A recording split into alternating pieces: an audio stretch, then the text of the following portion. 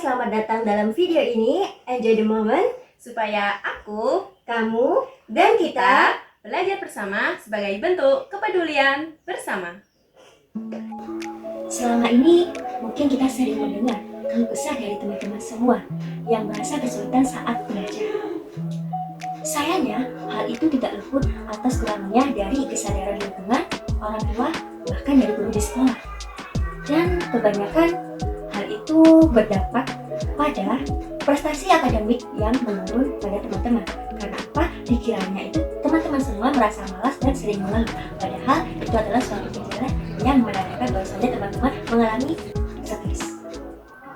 Dilansir dari laman INAMHS, 3,7% remaja dengan rentang usia 10-17 tahun mengalami stres. Nah, teman-teman sendiri kan usianya 12-15 tahun, dan itu termasuk dalam rentang usia remaja yang mengalami stres. Bahkan, Profesor Siswanto dalam laman Universitas Gadjah Mada menyebutkan bahwa hanya 2,6% remaja yang memanfaatkan konseling untuk mengatasi masalah stres tersebut. Jika itu terus berlanjut, gak menutup kemungkinan loh itu akan menjadi gangguan kesehatan mental yang lebih serius. Fenomena ini memunculkan banyak pertanyaan dalam benak. Mengapa ini bisa terjadi? Bagaimana ya hal ini bisa dihentikan? Apa iya sulit saat belajar itu pemicu stres? Perasaanku mengatakan enggak kok. Apakah mungkin iya? Mana saya tahu, saya kan. Karena kita kan juga masih SMP, ya nggak mungkin lah memicu stres saat sulit belajar. Eits, gak begitu ya teman-teman. Dalam video ini kita akan membahas tentang apa itu kesulitan belajar, stres akibat kesulitan belajar, faktor penyebab, bagaimana ciri-cirinya, dan cara mengatasinya. Maka dari itu, simak baik-baik ya.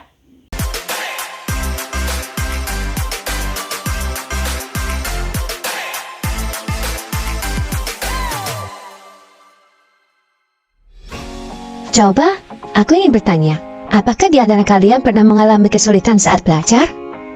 Nah, sudah tentu pernah mengalami yang namanya kesulitan saat belajar. Lalu, menurut kalian, kesulitan saat belajar itu apa sih? Tulis di kolom komentar ya. Baik, mari kita bahas bersama. Kesulitan belajar, kalau dalam bahasa Inggris itu learning difficult, yaitu kendala saat mengikuti proses pembelajaran yang berlangsung. Nah, contohnya sulit saat pembelajaran matematika, fisika, kimia, dan pembelajaran lainnya. Apa ya perasaan yang muncul ketika kita mengalami kesulitan saat belajar? Pasti hasil yang gak sesuai saat proses belajar berlangsung. Dan mata pelajaran yang sulit sehingga saat mata pelajaran tertentu nilai kita menjadi rendah. Bahkan menimbulkan rasa malas untuk belajar mata pelajaran itu. Terus banyak ya muncul masalah-masalah baru dari kesulitan saat belajar itu tadi. Ya biasa kita jumpai loh, seperti malas, kurang motivasi, perasaan yang hambar atau nggak senang, cepat putus asa, bahkan tidur di kelas. Hayo, kan masih banyak lagi. Yang pertama, malas. Remaja terutama yang ketika sudah muncul rasa malas, tentu nggak mau berurusan dengan hal yang membuatnya malas dan mengalihkannya ke hal yang lain. Apalagi kalau sudah menyangkut belajar. Ketika sulit saat belajar, sudah tentu rasa malas menjadi tahta tertinggi dan menjadi cikal bakal untuk membolos mata pelajaran. Kedua, kurang motivasi. Remaja menjadi kurang motivasi dan semangat belajar. Ya karena itu, sulit saat belajar membuatnya menjadi malas membuka buku, gairah belajar yang menurun, fokus pun juga menurun. Ketiga, perasaan hambar atau tidak menyenangkan. Jadi, ketika remaja sedang mengikuti proses belajar mengajar di kelas dan mereka nggak ada rasa senang untuk mengikutinya, mereka akan cenderung pasif dan melakukan hal yang disuka. Keempat, mudah putus asa. Remaja cenderung mudah putus asa ketika kesulitan saat belajar dan memilih untuk menyontek teman lainnya. Yang kelima, tidur di kelas dan hilang fokus. Remaja kalau sulit saat belajar, ia akan mengalihkannya ke tidur. Ya, benar, tidur. untuk menghindari mata pelajaran yang menurut mereka sulit karena sudah hilang fokusnya. Hal itu kalau terus-terusan terjadi juga nggak baik loh, apalagi bagi teman-teman semua. Karena apa? Ya karena dapat menurunkan semangat belajar dan prestasi akademik teman-teman. Itu dapat merugikan teman-teman loh. Memang sih boleh capek saat belajar, tapi beri jeda istirahat ya, bukan hal lainnya. Karena kalau dipaksakan juga nggak baik, bisa menimbulkan stres. Pembahasan sebelumnya sempat menyinggung kalau kesulitan saat belajar dapat memicu stres, seperti malas, kurang motivasi, perasaan hambar, mudah putus asa, dan tidur di kelas. Nah, stres itu sendiri apa sih? Farida Aryani menjelaskan kalau stres adalah kondisi yang tertekan sehingga mengganggu kesejahteraan hidup. Stres sendiri bisa dihadapi oleh siapa saja, kapan saja, dan di mana saja, baik anak-anak, remaja, maupun dewasa. Bisa dilihat loh gejala stres, seperti gelisah, tegang, cemas, sakit fisik, seperti pusing, mulas, dan lain sebagainya, dan masih banyak lagi gejala-gejala lainnya.